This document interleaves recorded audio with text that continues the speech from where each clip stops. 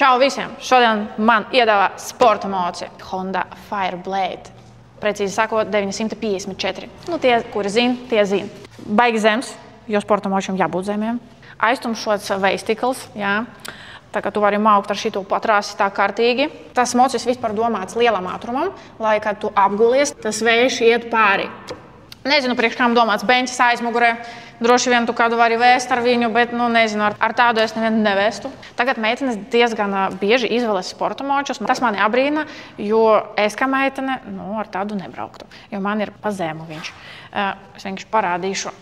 Es ceru, что я не обосрусь. Paga. Bļāviens. Nu, почему такой тяжелый? Nu, tā viņš normāls, bet viņu pacelt no zemes diezgan grūti. Jā, bet tā ir ok. Jā, tieši tā pacelšana nav ērta, jo viņš baigi zems. Tā kā tev vajag braukt tur viņu. Tā. Karoči, gulēt uz viņa. Jā, tā kā ar parāstu augstu moču tu nepabrauksi. Nepačilosi. Tā kā šitais domas tieši trasēm, tālākajām braucienām.